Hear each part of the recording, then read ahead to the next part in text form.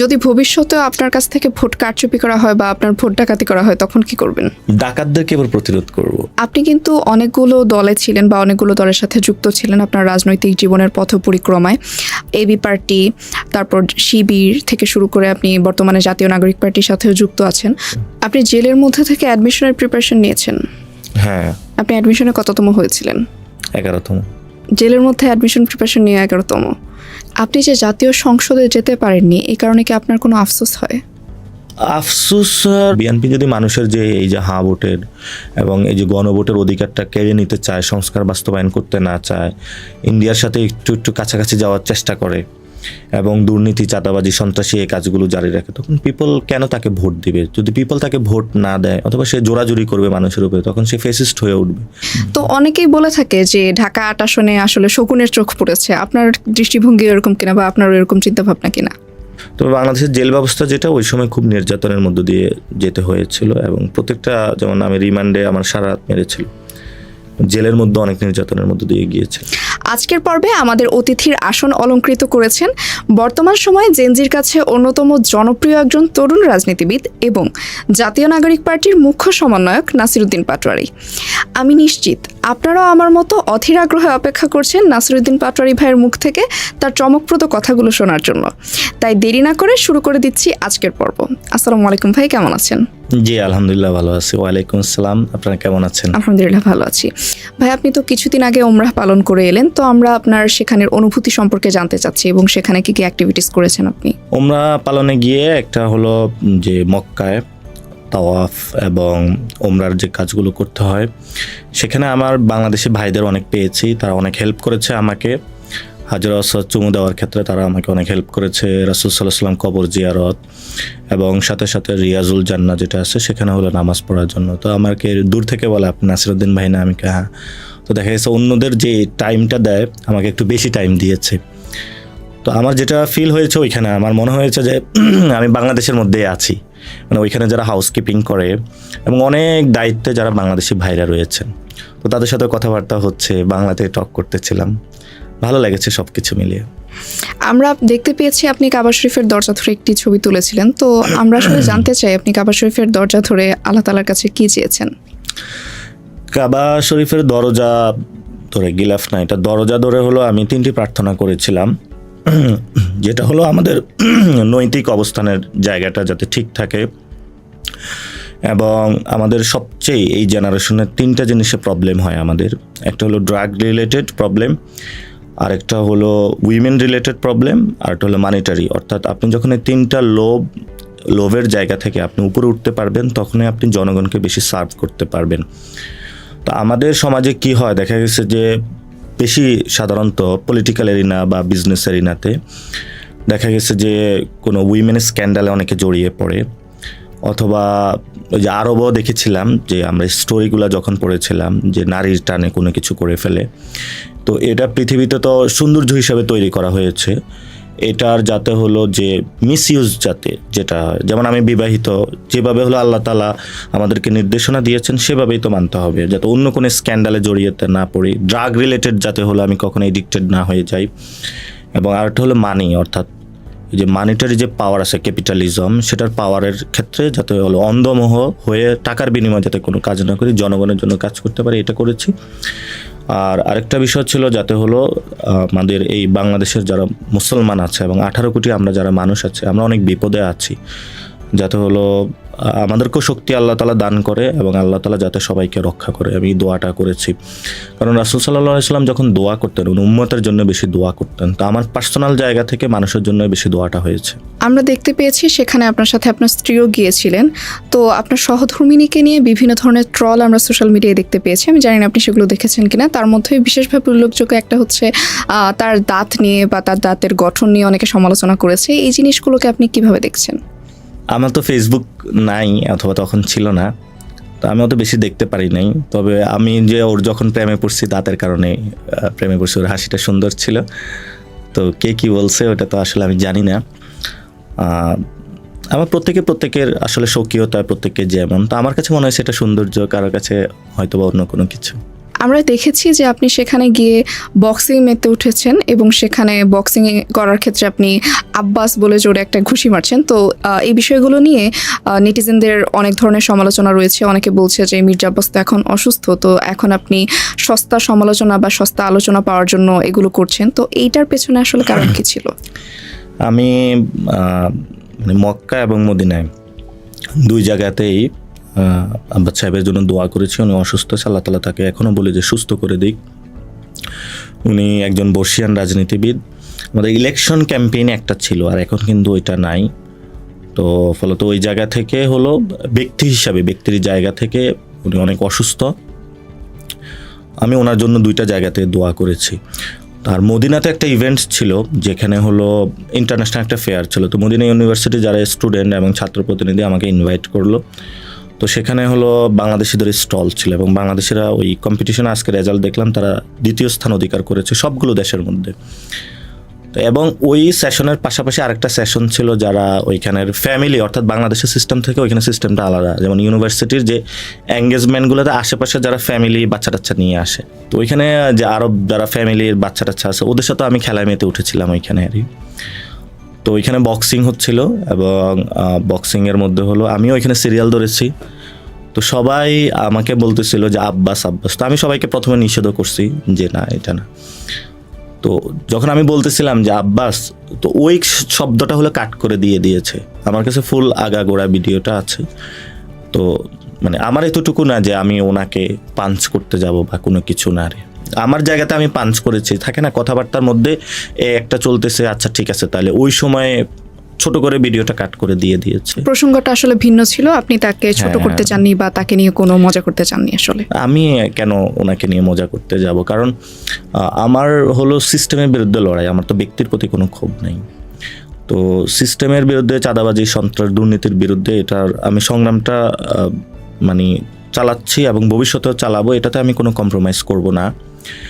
ব্যক্তির প্রতি তো কোনো, যেমন এটা হলো একটা যুদ্ধের ময়দানে ইসলামিকও যে ব্যক্তিগত ক্ষোভ এসেছিল এবং সেখানে এমন একটা অবস্থায় ছিল যে ওনাকে তরবারির কাছাকাছি গর্দানটা তার কাছে গিয়েছিল। পরবর্তীতে উনি উঠে গিয়েছেন যে আমার এখানে ব্যক্তিগত ক্ষোভ এসেছিল। তো সামষ্টিক কোনো প্রয়োজনে, যেমন সিস্টেমের বিরুদ্ধে যখন আমরা পরিবর্তন করতে চাই সেটা তো অ্যালাউড, কিন্তু কোনো ব্যক্তির প্রতি পার্সোনাল আমার ক্ষোভ তো থাকার কথা না। অর্থাৎ ওনাকে তো আমি আগে ওইভাবে চিনতাম না, অথবা ওনার সাথে তো আমার হলো 2 টাকার কোনো লেনদেনও নাই যে আমার সাথে ওনার সাথে কোনো প্রবলেম বা কোনো কিছু। আমি যখন ইলেকশন ক্যাম্পেইনে করেছিলাম তো তখন আমাকে অনেক কষ্ট দেওয়া হয়েছে। আমি যখন একটা সিস্টেমের বিরুদ্ধে দাঁড়াতে গিয়েছি, আমার পার্সোনাল জায়গা থেকে যারা আমাকে কষ্ট দিয়েছে আমি তাদেরকে সবাইকে ক্ষমা করে দিয়েছি। এটা হলো মক্কা মদিনা পরে আমার চিন্তা হয়েছে এবং সেই জায়গা থেকে কিন্তু আমার সিস্টেম যারা এটার সাথে এঙ্গেজমেন্ট বা সিস্টেমের বিরুদ্ধে আমার লড়াইটা চলমান থাকবে। আপনি একটু আগে বললেন যে আপনার ব্যক্তির প্রতি কোনো ক্ষোভ নেই। আমরা দেখেছি যে আপনি যখন ইলেকশন ক্যাম্পেইন করেছেন এবং ইলেকশনের পরবর্তী সময়েও মির্জা আব্বাসকে আপনি চাঁদাবাজ হিসেবে প্রতিষ্ঠিত করেছেন, বা এই মির্জা আব্বাস চাঁদাবাজ এটাকে একটা প্রতিষ্ঠিত ট্যাগ হিসেবে রূপ দেওয়ার চেষ্টা করেছেন। তো এই ব্যাপারটা আসলে কেন ঘটেছে? যদি আপনার ব্যক্তির প্রতি কোনো ক্ষোভই না থাকে তাহলে একজনকে চাঁদাবাজ হিসেবে প্রতিষ্ঠিত করলেন কেন? এটা তো হলো যে মানে ঢাকা 8-এ যখন আমি গুলিস্তানে গিয়েছিলাম তখন কিন্তু অনেকে আমার কাছে অভিযোগ দিচ্ছিল এবং বিভিন্ন জায়গায় মার্কেটে, তো ওগুলো খুঁজতে খুঁজতে গিয়ে ওই ব্যক্তির নাম চলে আসছিল। তো তখন আমি হলো ওই শব্দটা উচ্চারণ করি যে ওনার যদি ছত্রছায়া এটা না দিত তাহলে তো ওইখানে সিস্টেমগুলো বন্ধ হয়ে যেত আর। তো আমাদের তো প্রত্যেকটা আসনে এক একজন ইজারা দিয়ে নিয়ে রাখে, ছোট ছোট তাদের ওইটা ব্রেক ইভেন করে সবার কাছে বিক্রি করে। যেমন এইজনকে হলো এই এরিয়া দেওয়া হয়, ওইজনকে এই এরিয়া দেওয়া হয়। কিন্তু যখন আমি খুঁজতে গিয়েছি তখন ওনাকে পেয়েছি আর। উনি যদি ওই ছত্রছায়াটা না দেওয়া হয় তাহলে তারা এটা করতে পারে না আর। তো পরবর্তীতে সবাই যারা নেটিজেন আছে সবাই বলেছে যে ব্যক্তির নাম উচ্চারণ করা ঠিক না। তো আমার একটা স্ট্র্যাটেজি ছিল যে থাকে না এলাকায় চুরি হলে মানে চুরি হয়েছে চুরি করেছে কি এটা আসলে আর কেউ বলে না, চোরের নামটা উচ্চারণ করতে সাহস পায় না।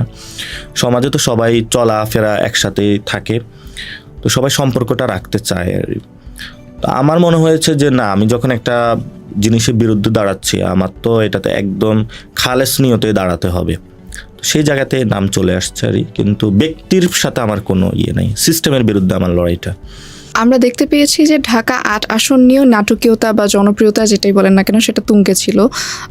শহীদ শরীফ ওসমান হাদি ভাই তিনি ওই আসনে লড়াই করতে গিয়ে তিনি তো শহীদ হয়েছেন, পরবর্তীতে আপনি সেখানে দাঁড়িয়েছেন কিন্তু অল্প ব্যবধানে হেরে গিয়েছেন এবং শেষ পর্যন্ত যিনি নির্বাচিত হলেন অর্থাৎ মির্জা আব্বাস সাহেব তিনিও আসলে এই নির্বাচনের পরে আসলে সংসদে এখনো পর্যন্ত যেতে পারেননি। তো অনেকেই বলে থাকে যে ঢাকা ৮ আসনে আসলে শকুনের চোখ পড়েছে, আপনার দৃষ্টিভঙ্গি এরকম কিনা বা আপনার এরকম চিন্তাভাবনা কিনা? শকুনের চোখ পড়েছে এটা ঠিক না। ঢাকা মানে বাংলাদেশের যদি বলা হয় যে ক্যাপিটাল ঢাকা, আবার ঢাকার ক্যাপিটাল হলো ঢাকা ৮। ঢাকা ৮-এ সচিবালয় আছে, বুয়েট, মেডিকেল, বার্ড, পিজি এবং বিকারুন্নেসা থেকে করে কলেজ সেকশনে অনেক ভালো ভালো কলেজ আছে। তো এখানে সুপ্রিম কোর্টও আছে, এখানে ঐতিহাসিক সেই আমাদের শাহবাগও আছে যেখান থেকে বারবার গণ অভ্যুত্থান থেকে শুরু করে অনেক কিছু হয়। তো ফলত এখান থেকে পলিটিক্যাল জায়গাটা অনেক কমপ্লেক্স জায়গা এবং এটাতে সব দলই একটু নিয়ন্ত্রণ করতে চায়, সবাই এখানে নিজেদের অস্তিত্বের জানানটা দিতে চায়। ফলত এটা ইন্টারন্যাশনাল এবং ন্যাশনালি সব জায়গা থেকে এখানে মিডিয়া পাড়াও থাকার কারণে একটু ভোকাল সব জায়গায় হয়, ওই জায়গা থেকে সবার কাছে এটা রিচ করে। আর দেখা গেছে যে এই আসনে শহীদ ওসমান হাদি ভাই দাঁড়িয়েছিলেন, ফলত ওনায় যখন শহীদ হয়েছিলেন তখনও সবাই নজরে এই বিষয়টা আসে ঢাকা ৮। তো সব মিলিয়ে হলো জনগণের কাছে ঢাকা ৮ সবসময় ভাইব্রেন্ট থাকে, এটা শুধু এই ইলেকশনে না, সব ইলেকশনে ঢাকা ৮ ভাইব্রেন্ট থাকে। ওই জায়গা থেকে হয়তো বা মানুষের আলোচনা সমালোচনার জায়গা থাকে। এই ইলেকশনে যে ৩ জন দাঁড়িয়েছে তাদের ৩ জনের একজনও সংসদে যেতে পারেনি এই আসন থেকে, তো এই জন্য জনগণের কাছে এটা নিয়ে আরো অনেক বেশি হতাশা বা অনেক বেশি আফসোসের জায়গা তৈরি হয়েছে। ঢাকা ৮টা সাধারণত মানে যেই দলটা হলো গভর্নমেন্ট গঠন করে, সরকার গঠন করে, তারাই সাধারণত নিয়ে থাকে এবং যে কোনো মূল্যে নিয়ে থাকে। যেমন এখন যিনি প্রধানমন্ত্রী ওনারও কিন্তু ঢাকা ৮-এই থাকা হবে বাসস্থান, সচিব নিবাসও ঢাকা ৮-এ এবং মন্ত্রীপাড়াও ঢাকা ৮-এ। তো ফলত যারা সরকার দলীয় তারাই সবসময় এটা নিয়ে থাকে। তো এবার আমরা একটা ব্রেক থ্রু করতে পেরেছিলাম বিরোধী দলের পক্ষ থেকে, কিন্তু এটা তো ভোট ডাকাতি করা হয়েছে, যার জন্য হলো আমরা ওই রেজাল্টটা, প্রত্যাশিত রেজাল্টটা আমরা নিতে পারি নাই মাঠ থেকে। তো ঢাকা ৮-এর জায়গাটা হলো মানে আল্লাহ এখানে কি রাখছে জানি না, তো এটা খুবই কমপ্লেক্স জায়গা, খুবই কমপ্লেক্স জায়গা। যেই কেউ পলিটিক্যালি এখানে দাঁড়াইতে চাক, এটা আপনার কাউন্সিলর ইলেকশন করুক অথবা এমপি ইলেকশন অথবা ঢাকা সাউথে মেয়র ইলেকশন, খুবই কমপ্লেক্স জায়গা, খুবই ক্রিটিক্যাল জায়গা এবং এটা ক্যারি করা অনেক টাফ। আপনি একটু আগে বললেন যে এখানে ভোট ডাকাতি হয়েছে এবং নির্বাচনের সময় আমরা দেখেছি আপনি ভোট কারচুপির অভিযোগ এনেছিলেন, বলেছেন যে মির্জা আব্বাস এবং তার স্ত্রী বিভিন্ন কেন্দ্রে গিয়ে বসে আছে। তো আমরা আসলে নির্বাচনের দিন বিকেলের পর থেকে আসলে নির্বাচনের মাঠে আপনার উপস্থিতিটা দেখতে পাইনি। ভোট ডাকাতি ঠেকাতে বা ভোট বানচাল করা ঠেকাতে, ভোট জালিয়াতি ঠেকাতে আপনার পদক্ষেপ কী ছিল? আমি 5টা পর্যন্ত মাঠে ছিলাম, 4:30 পর্যন্ত মাঠে ছিলাম। তো 4:30 তো মোটামুটি ভোট গণনা শেষের দিকে চলে যায়, 5টার দিকে। তখন আমি কন্ট্রোল রুমে চলে যাই, কারণ কন্ট্রোল রুম থেকে অনেক জায়গা থেকে নিউজ একসাথে আসতেছিল যে বিভিন্ন জায়গায় কেন্দ্র দখল হচ্ছে। তো সন্ধ্যার পরে হলো আমার 97 কেন্দ্রে একসাথে অ্যাটাক হয়েছে, যেখানে তারা বিভিন্ন বাহিরে গুন্ডা মাস্তানদের জড়ো করেছে, এজেন্টদেরকে ধমক দিয়েছে এবং প্রিজাইডিং অফিসার ছিল যারা, তাদেরকেও প্রেশার ক্রিয়েট করেছে যাতে হলো তাদের যে রেজাল্ট সেটা হলো প্রকাশ করে। এবং আপনারা জানেন যে এটা 3 ঘন্টা রেজাল্টটা অফও ছিল। তো পরবর্তীতে যখন আমি পরিস্থিতি, যেমন অ্যানেক্স ভবনে যখন আমি ব্যালট পেপার পুলিশকে পাঠালাম, ডিসি অফিসে গিয়ে তারা উদ্ধার করতে পারে নাই, বিজিবি গেলে উদ্ধার করতে পারে নাই, আর্মি গেলেও আর্মিকে অ্যাক্সেস দেওয়া হয় নাই, পরে সমন্বিত একটা কমান্ডো বাহিনী দিয়ে তারপর এটা উদ্ধার করা হয়েছে। মূলত ঢাকা ৮-এ যেটা হয়েছে এবং রাতের পরে এই সময় যখন ভোট ডাকাতির উৎসবটা মেতে উঠে এবং আমি সেখানে দেখলাম যে ডিসি অফিসে ডিজিএফআই লোক এসেছে, এনএসআই লোক এসেছে এবং সন্ধ্যার পরে মোটামুটি পুরো বাংলাদেশের কিন্তু একটা চিত্র বিএনপির ফেভারে যাওয়া শুরু করেছে এবং প্রশাসনও বিএনপির দিকে হেলে যাওয়া শুরু করেছে। এবং প্রশাসনের যারা আছে তাদের সাথেও যখন আমি প্রশ্ন অনেক রেখেছিলাম, তারা এটার উত্তর দিতে পারে নাই। তখন আমার সামনে একটা ওয়ে ছিল যে ঠিক আছে তাহলে আমি মাঠে নামি, যে এই যে ভোট ডাকাতি হচ্ছে ওই সময় পরিস্থিতি যেটা ছিল, তারাও কিন্তু মাঠে হলো সব লাঠিসোঁটা নিয়ে সব কিছু নিয়ে উপস্থিত ছিল। তো যখন স্টেট চায় না, তখন আমার আর এটা আসলে তাদের বিরুদ্ধে যুদ্ধ না, তখন আমার স্টেটের বিরুদ্ধে তখন যেতে হবে। তো স্টেটের বিরুদ্ধে চলে এখানে আমাদের আন্দোলনের সময় যেভাবে একটা ম্যাসাকার চালানো হয়েছিল, গুলি করা হয়েছিল, তারাও এই ধরনের স্টেপে যেত এবং আমার যতটুকু পলিটিক্যাল অ্যাকিউমেন ওই জায়গা থেকে আমার মনে হচ্ছে যে এখানে অনেকগুলো লাশ পড়তো। তখন হয়তো আমি এমপি হতাম, কিন্তু যারা লাশগুলো পড়তো অথবা হসপিটালে যারা আহত থাকতো আমি তাদেরকে কি জবাব দিতাম? ফলত আমি ওই ধরনের যে নিজ হাতে আইন তুলে নেওয়া এই ধরনের কোনো অ্যাকশনে আমি যাইনি। আর ভোট গণনার কাজ তো প্রিজাইডিং অফিসারদের কাজ। আপনারা দেখেছেন বিভিন্ন ব্যক্তি গিয়ে তারা নিজেরা ভোট গণনা করছে, তাদেরকে ধমক দিচ্ছে, বিভিন্ন কেন্দ্র যাচ্ছে এবং তারা হলো ডিসির অফিসের সাথে যোগাযোগ করে বিভাগীয় কমিশনার নিজেদের মতন করে রেজাল্ট শিট তৈরি করছে। তো তখন তো প্রশাসনও তাদের পক্ষে কাজ করতেছিল। তো যেখানে আসলে আমাদের ইলেকশন সিস্টেমটাই ঠিক না এবং স্টেট হলো আমার বিরুদ্ধে দাঁড়াচ্ছে, এবং আমি অনেক জায়গায় শুনতে পেয়েছি ডিপ স্টেট বলে যেটা আছে সেটা হলো আমাকে চায় না এখানে, কিন্তু জনগণের রায় দিয়ে কিন্তু জনগণ ব্যাপক হারে ভোট দিয়েছিল। তো ওই জায়গা থেকে আমার মনে হয়েছে আমি কোনো আসলে রাজপথে এতগুলো শহীদদের পরে নতুন কোনো শহীদ আর চাই না আমি। আমরা দেখতে পেয়েছি যে সেখানে আপনি মাত্র কিছু পরিমাণ ভোটে হেরেছেন, মাত্র 5,000 বা 8,000 ভোটের ব্যবধানে হেরেছেন। তো আমরা আপনার একটা ব্যাপক জনপ্রিয়তা দেখতে পেয়েছিলাম ঢাকা 8 আসনে আপনি দাঁড়ানোর পর। আপনার কি মনে হয় যে ঢাকা 8 আসন বাদে অন্য কোনো আসন থেকে যদি নির্বাচন করতেন তাহলে এই জনপ্রিয়তাটা পেতেন? এই ইলেকশনে আমি একটা সিস্টেমের বিরুদ্ধে কথা বলেছিলাম। বাংলাদেশের যে পলিটিক্যাল কালচার সেটা তো পেশি শক্তির রাজনীতি, এবং এই পেশি শক্তির রাজনীতিটা কোথা থেকে আসে? নিশ্চয়ই আপনি একটা গুন্ডা সন্ত্রাসী মাস্তান বাহিনী পালতে হবে, তো সেটার জন্য একটা সন্ত্রাসী বাহিনী প্রয়োজন হয়। তো আমি সন্ত্রাসের বিরুদ্ধে কথা বলেছি, যেটা পুরো বাংলাদেশের একটা প্রবলেম। তারপর হলো আমি দুর্নীতির বিরুদ্ধে কথা বলেছি, যেটা বাংলাদেশের একটা বড় প্রবলেম, এবং দুর্নীতি করে কিন্তু পলিটিক্যাল পার্টির যারা আছে অনেক বড় বড় প্রজেক্ট হাতিয়ে দেয় সরকারের, জনগণকে তারা হলো প্রতারণার মধ্যে দিয়ে তাদের পার্টির যারা কর্মী তাদেরকে লাভবান করে থাকে। ফলত জনগণের উপকৃত হোক, এবং পলিটিক্যাল যে ফাইন্যান্সিং সিস্টেম সেটা নিয়ে আমি কথা বলছি, করাপ্টেড যে ফাইন্যান্সিয়াল সিস্টেম। আর একটা কথা বলেছিলাম চাঁদাবাজির বিরুদ্ধে, কারণ গণ অভ্যুত্থানের পরে বাংলাদেশে ব্যাপক হারে চাঁদাবাজি হয়েছিল এবং জনগণ এটাতে অতিষ্ঠ হয়ে গিয়েছিল। গতকালকেও দেখলেন যে কিডনি স্থাপন করে কামরুল ইসলাম সাহেব, ওনার ওইখানে গিয়ে যুবদল চাঁদাবাজি করেছে এবং ব্যাপক আকারে এটা মানুষের এবং নিউজ মিডিয়াতে হলো এটা ছড়িয়ে পড়েছে।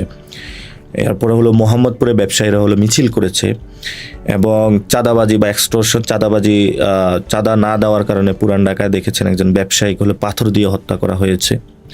তো জনমনে এটা নিয়ে আতঙ্ক ছিল এবং এটা নিয়ে কেউ কথা বলছিল না, এবং যারা পলিটিক্যাল পার্টিগুলো তারাও কথা বলছিল না। ফলত আমি ভয়েস রেজ করেছি পলিটিক্যাল কালচার চেঞ্জ করার জন্য, মানুষের পক্ষে হয়ে কথা বলার জন্য, এবং মানুষ যে বিষয়গুলো সাফারিংসের শিকার হয়েছে এবং নির্যাতনের শিকার হয়েছে সেই বিষয়গুলো আমি মানুষের ভয়েসটা হয়ে ভয়েস রেজ করেছি। এই জন্য দেখা গেছে মানুষের এটা মন মগজ অথবা চিন্তা জগতে এটা ব্যাপক হারে ইম্প্যাক্ট রেখেছে। আপনি যেহেতু পলিসি মেকিং বা এই বুদ্ধিবৃত্তিক জায়গাতে কাজ করেন, তাই আপনার কাছে একটা ছোট্ট প্রশ্ন রাখতে চাই। সেটা হচ্ছে যে আমরা দেখেছি বাংলাদেশে যেই দলই ক্ষমতায় আসুক না কেন বা যেই রাজনৈতিক দলই গঠিত হোক না কেন, বড় রাজনৈতিক দল, তাদের এই ফাইন্যান্সিং সিস্টেম বা অর্থ ব্যবস্থাটা আসলে মানুষের কাছ থেকে অর্থ হাতিয়ে নেওয়া বা চাঁদাবাজির মাধ্যমে চলে। তো বাংলাদেশে কি কখনো এই সিস্টেমটা পরিবর্তন করা সম্ভব কিনা? সম্ভব হলেও সেটা আসলে কিভাবে সম্ভব? পলিটিক্যাল ফাইন্যান্সিংকে বাংলাদেশ অন্য আরেকটা ডাইমেনশনে কিভাবে দেখতে পারে? এটা হলো রাজনৈতিক দলগুলোর সদিচ্ছা প্রয়োজন। রাজনৈতিক দলগুলো এটা দেখা গেছে যে রাজনীতি করতে অথবা ইলেকশন করতে প্রচুর পরিমাণে ফাইন্যান্স প্রয়োজন হয় আর। তো এবারে আমাদের 11 দলীয় জোটে যেটা হয়েছে, জনগণে কিন্তু আমাদের পক্ষে দাঁড়িয়েছে, এবং আমাকে অনেক মানুষ এখনো বলে যে আপনার জন্য 100 ভোট 200 ভোট কালেক্ট করে দিয়েছি, নিজের টাকা আমি খরচ করেছি। আমি যখন প্রবাসে ছিলাম তারা বলেছে যে আমি নিজের গাড়ি দিয়ে নিজের তেল খরচ করে এখানে প্রবাসীদের অনেক ভোট আমি কালেক্ট করেছি আপনার ঢাকা 8-এর জন্য। তো মূলত রাজনীতিটা আসলে যদি জনগণের জন্য হয় এবং সেই জনগণের পক্ষে হয়ে যদি লড়াই করা হয়, তখন আসলে এই ধরনের ব্যবস্থা প্রয়োজন হয় না, সদিচ্ছার প্রয়োজন। আর যদি ধরেন আপনার একটা গ্যাং বাহিনী বানান যে আমরা ক্ষমতা দখল করব, অথবা হাওয়া ভবন বানান যে এটার মাধ্যমে হলো ক্ষমতা দখল করব, একটা সার্কেল হলো ক্ষমতা, অথবা একটা পরিবার ক্ষমতা দখল করব, তখন এই ধরনের সিস্টেমগুলো চলে আসে। তো বাংলাদেশ থেকে যদি পরিবারতন্ত্র বিলোপ করা যায় এবং পেশি শক্তির রাজনীতিটা বিলোপ করা যায়, তাহলে এটা সম্ভব। এটা আসলে রাজনৈতিক দলগুলোর সদিচ্ছা প্রয়োজন, এবং জনগণও এটাতে হলো অধিকারটা তাদের আদায় করে নিতে হবে, যাতে রাজনৈতিক দলগুলো কোনো এক্সটর্শন বা চাঁদাবাজি, দখলদারিত্ব, দুর্নীতি এবং সন্ত্রাসী কার্যক্রমের মধ্যে যারা এই কাজগুলো করবে তাদেরকে হলো না বা লাল কার্ড দেখানো।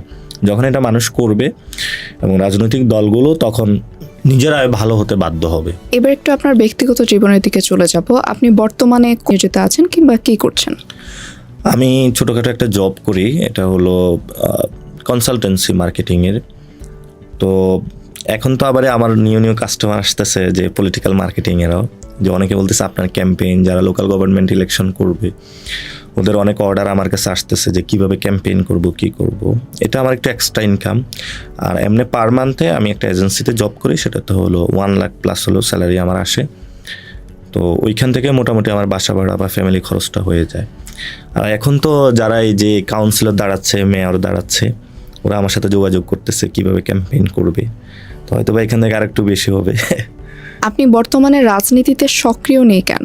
আমি রাজনীতিতে সক্রিয় আছি, এবং রাজনীতিতে হলো একটা হলো ফিল্ডে সবসময় মানুষের মধ্যে দেখা যাওয়া, আর তো রাজনীতির হলো একটা হলো গঠন, যেটা হলো কিন্তু আমি পিপলের মাধ্যমে কিন্তু কাজ করতেছি, আমি একটা গাঠনিক প্রক্রিয়ায় আছি। আমাদের গণ অভ্যুত্থানের পরে কি হয়েছে, যে একটা অভ্যুত্থান হলো, আমরা একটা আশা দেখেছিলাম, এটা আমরা ধারণ করতে পারিনি, কারণ মানুষ ওটার জন্য প্রস্তুত ছিল না।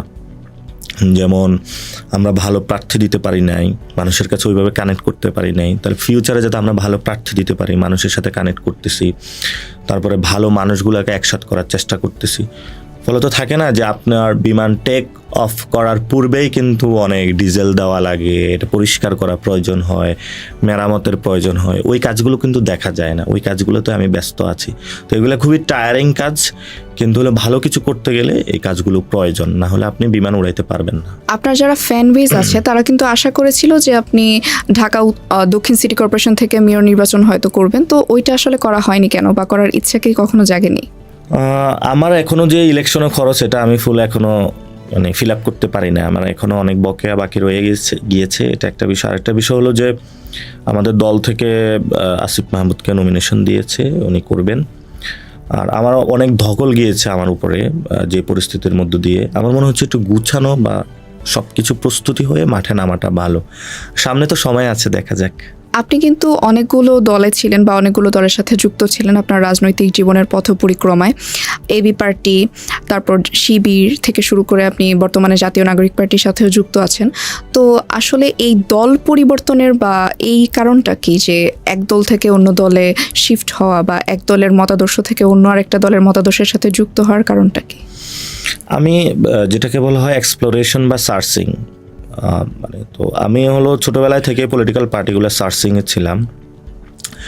মাদ্রাসায় যে দলগুলো অ্যাক্টিভ আছে, মাদ্রাসায় সাধারণত আমি যেহেতু মাদ্রাসায় পড়াশোনা করছি, শিবির অ্যাক্টিভ আছে, ইসলামী শাসনতন্ত্র ছাত্র আন্দোলন তারা অ্যাক্টিভ আছে, এবং শর্ষিনার ছাত্র হিজবুল্লাহ অ্যাক্টিভ আছে। আমি তিনটার সাথেই অ্যাক্টিভলি ছিলাম।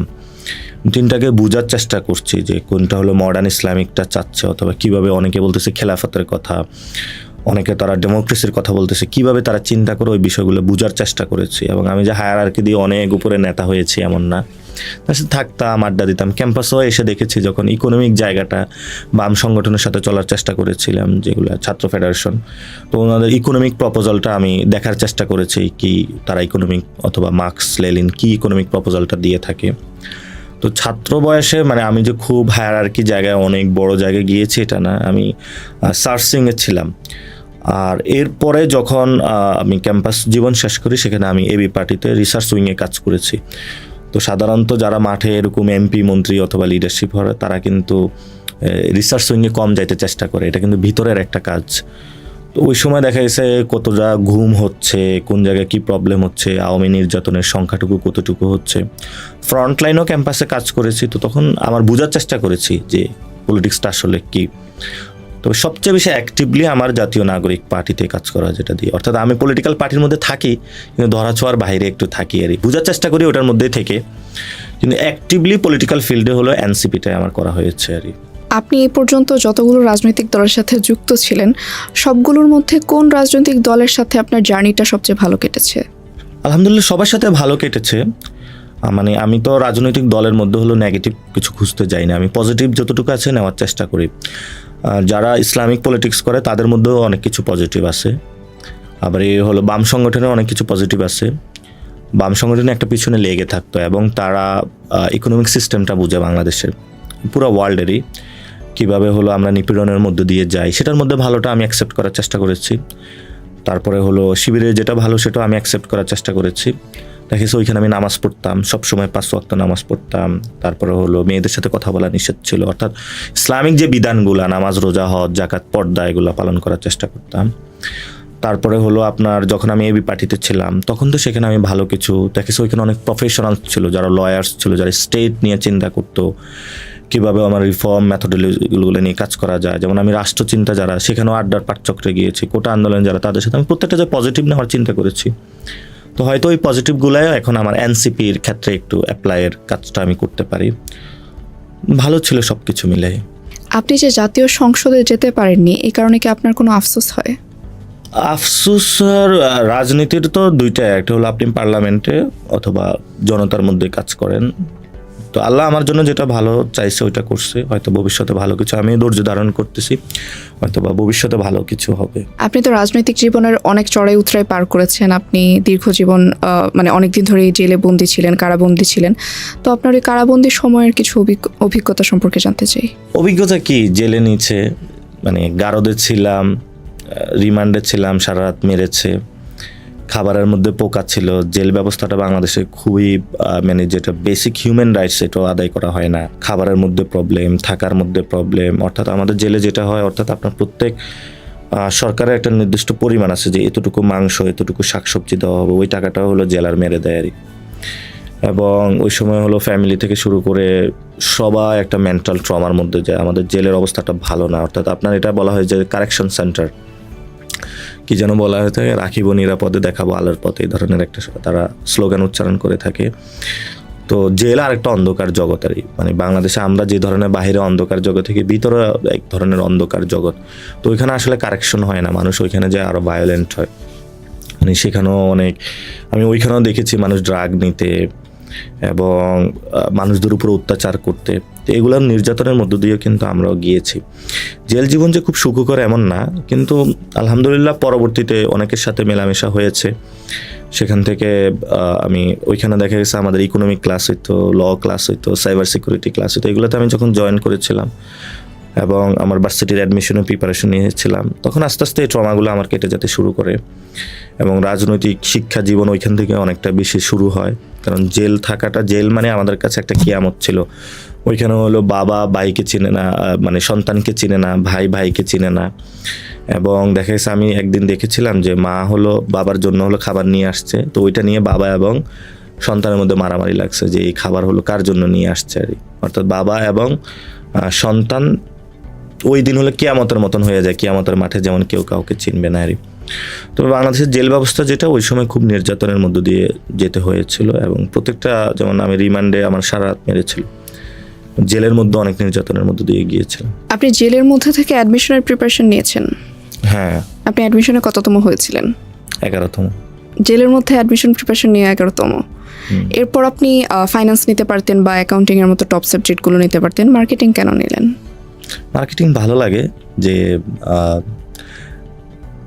আমাদের তো বাংলাদেশের যেই মার্কেটিং সিস্টেম অথবা বিপণন ব্যবস্থা, এটা তো আমরা প্রতিটা ক্ষেত্রে হলে বিদেশি কোম্পানির উপর নির্ভর করি।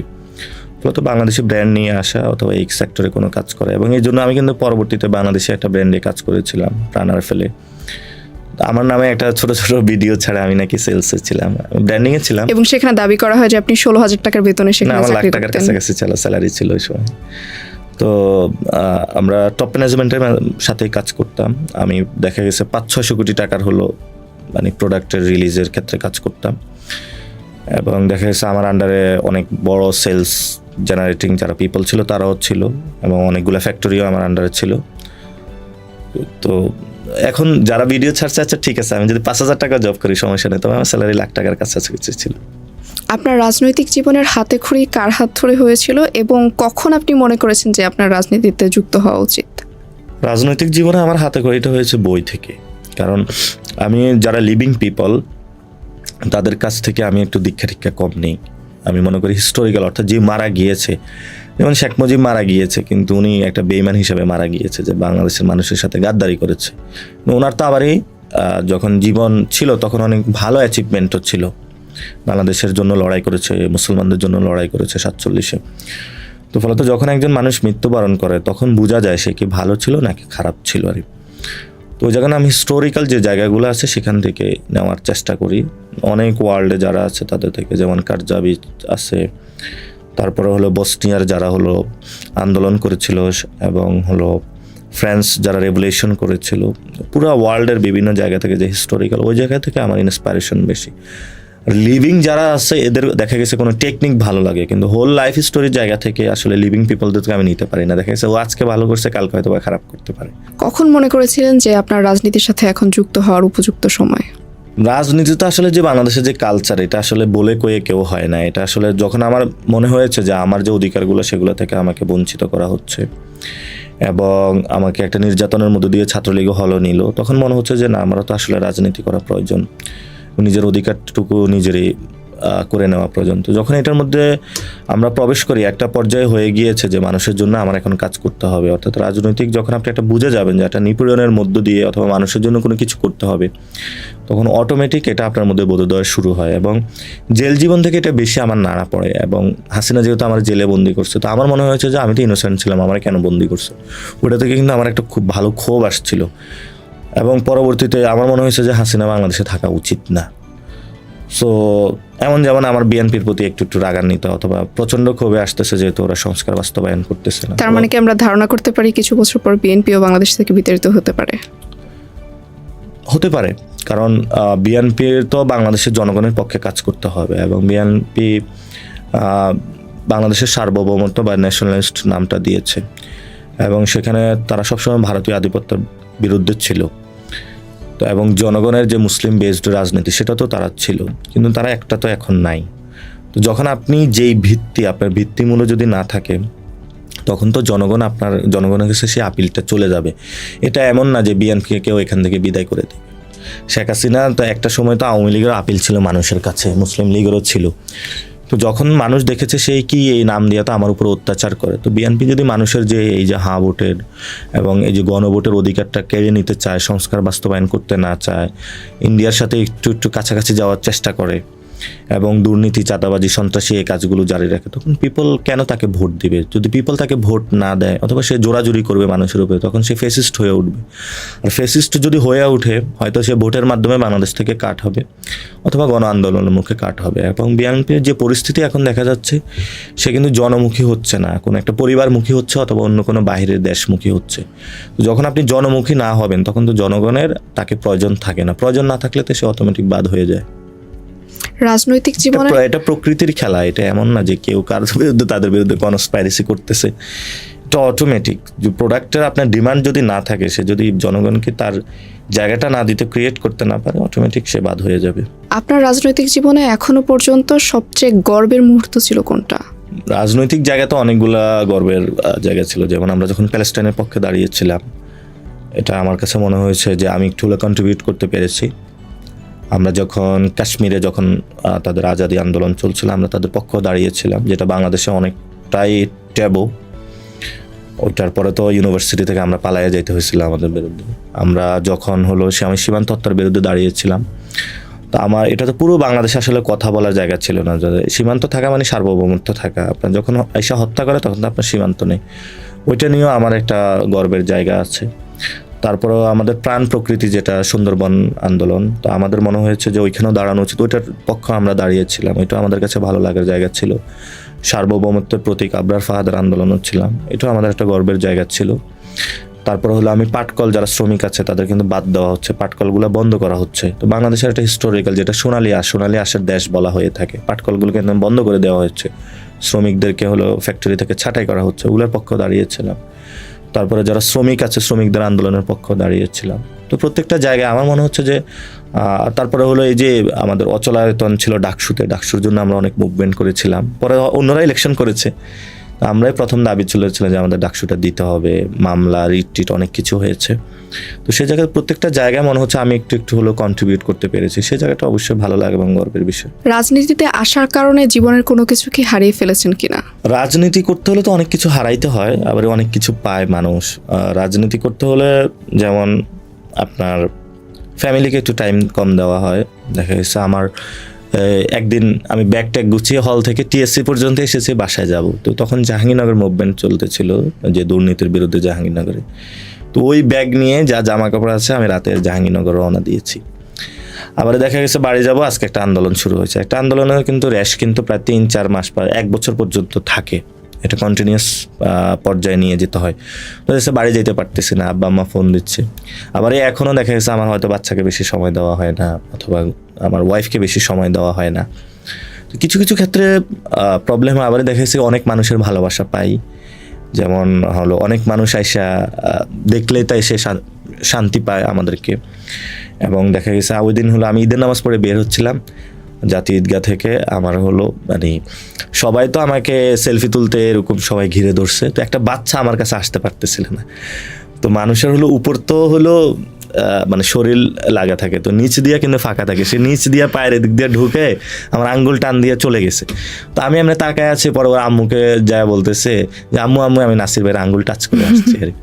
তো এই ধরনের মানুষের যে অনুভূতি বা ভালোবাসা, এই যে আমি বললাম যে ওমরাতে গিয়েছিলাম, সেখানে বাংলাদেশি ভাইরা এসে আমাকে অনেক সুযোগ করে দিয়েছে। রাসূল সাল্লাল্লাহু আলাইহি ওয়াসাল্লাম যেখানে মানে ইমামতি করেছিলেন অথবা নামাজ পড়িয়েছিলেন, সেই জায়গাটা প্রথমবারে নামাজ পড়তে পারাটা অনেক রিয়ার বিষয় আরই। তো আমাকে কিন্তু ওই জায়গাটা তারা করে দিয়েছিল। তারপরে হলো হজরত আসওয়াদ প্রথমবারে চুমু দেওয়াটা অনেক কঠিন কষ্টসাধ্য একটা বিষয়। তারপরে আমি একটা রেস্টুরেন্টে খাইতে গিয়েছিলাম, এবং আমার মক্কা মদিনা বিভিন্ন জায়গায় আমি যত জায়গায় খেয়েছি অধিকাংশ জায়গায় আমার তাকে বিল রাখে না। আমি জোর করে বিল দিতে চাইছি, বিল রাখে না, যে না বাংলাদেশের মানুষ তো ভালোবাসতে পারে না, আমরা আরও বেশি ভালোবাসতে পারি আর কি। তো এই যে ভালোবাসা, এটা তো আমি টাকা দিয়ে পাবো না, কখনোই আমি কিনতে পারবো না। আমি যদি বলি যে 1 কোটি টাকা দেন, যে আপনি যে কোনো মূল্যে আমার ওই জায়গায় নামাজ পড়ার ব্যবস্থা করে দেন, এটা কিন্তু সম্ভব না। তো এই যে মানুষের ভালোবাসা, এটা তো আসলে কোটি টাকা দিয়েও কিনা যায় না। অথবা আমাকে যে 50,000 মানুষ ভোট দিয়েছে, এগুলো তো আমি টাকা দিয়ে কিনতে যাইনি। অন্যান্য প্রার্থী যারা আছে তারা দেখা গেছে যে পার ডেই দেখা গেছে 5 লাখ 10 লাখ 15 লাখ টাকা খরচ করছে, আমার দিনে 5,000 টাকারও খরচ ছিল না। তো এই যে ভালোবাসা দিয়েছে, এটা তো রেসপন্সিবিলিটির জায়গা থেকে, এটা এটা এটা আবারই পাও না, আবার অনেক ক্ষেত্রে মিসিং, অনেক ক্ষেত্রে অ্যাড ডেবিট ক্রেডিট। দিন শেষে হলো এটাই যে মানুষের ভালোবাসার মধ্যে দিয়ে থাকা। ঢাকা আর্ট কেন্দ্রিক আপনার কোনো পরিকল্পনা আছে কিনা ভবিষ্যতে? অবশ্যই আছে। ঢাকা আর্টকে মানে আমি একটা ফোর্স গড়ে তুলতে চাই। বেসিক্যালি আমরা ঢাকা আর্টে যেটা আমরা ইশতেহার দিয়েছিলাম, ওই ইশতেহারগুলো আমি বাস্তবায়ন করব। ঢাকা আর্টে যে সমস্যাগুলো চিহ্নিত করেছিলাম, সেই সমস্যাগুলো সমাধানে আমরা কাজ করব। তো এটার জন্য একটা ভলান্টিয়ার ফোর্স গড়ে তুলতে হয় আর কি। তো সেটা আমি কাজ করতেছি। তারা যখন রেডি হবে, সেই জায়গা থেকে আমরা প্রবলেমগুলো সলিউশন করা শুরু করব। তো এটা হলো আমার আল্লাহ যতটুকু শক্তি দিয়েছে জনতার মধ্যে থাকার, ওইটা করব। আর ভবিষ্যতে ইনশাল্লাহ তো ইলেকশন আসলে ইলেকশন করব, যদি আল্লাহ তৌফিকে রাখে, ততদিন যদি বেঁচে থাকি। কোন এলাকা থেকে ইলেকশন করবেন? ঢাকা আর্ট থেকেই করার চিন্তা ভাবনা আছে, আর যদি পরিস্থিতি হয় তাহলে অন্য জায়গা থেকে। এখন তো আমার এমন হয়ে গিয়েছে, আমি কয়েকদিন আগে যে রমজান হলো সিলেটে গিয়েছিলাম, তো ওইখানে সবাই ধরছে হলো সিলেটে মেয়র ইলেকশন করতে হবে। চিটাগাঙে গিয়েছি, ওরা বলতেছে চিটাগাঙে মেয়র ইলেকশন করতে হবে। তো এখন অনেক জায়গায় বলে যে আমাদের আসনে এসে ইলেকশন করতে হবে। দেখা যাচ্ছে বাংলাদেশের 300 আসন বিভিন্ন জায়গা থেকে ফোন দিচ্ছে আমাদের আসনে এসে ইলেকশন করেন এখানে। তা যেমন সিলেটের মানুষকে আমি বলতেছিলাম আমি তো সিলেটি ভাষা পারি না, তো বলছে সমস্যা নাই, আমরা সিলেটি ভাষা শিখিয়ে দিব। চিটাগাঙের ভাষা তো একটু অন্যরকম, বলতেছে না আমরা চিটাগাঙের ভাষা শিখিয়ে দিব, সমস্যা নেই। তো এটা যখন পরিস্থিতি আসে, যেমন আমার তো ঢাকা আর্ট ইলেকশন করার কথা ছিল না, 18-তে করার কথা ছিল, কিন্তু পরিস্থিতি যখন এসেছিল তখন কিন্তু আমি রিস্কটা নিয়েছি এবং সেখানে গিয়েছি। পরিস্থিতি যেখানে আসে সেখানে যাব, সমস্যা নেই। যদি ভবিষ্যতে আপনার কাছ থেকে ভোট কারচুপি করা হয় বা আপনার ভোট ডাকাতি করা হয়, তখন কি করবেন? ডাকাতদেরকে এবার প্রতিরোধ করব, এবং আমরা চেষ্টা করব যাতে হলো নেক্সট ইলেকশন ব্যবস্থাটা পরিবর্তন করতে হবে।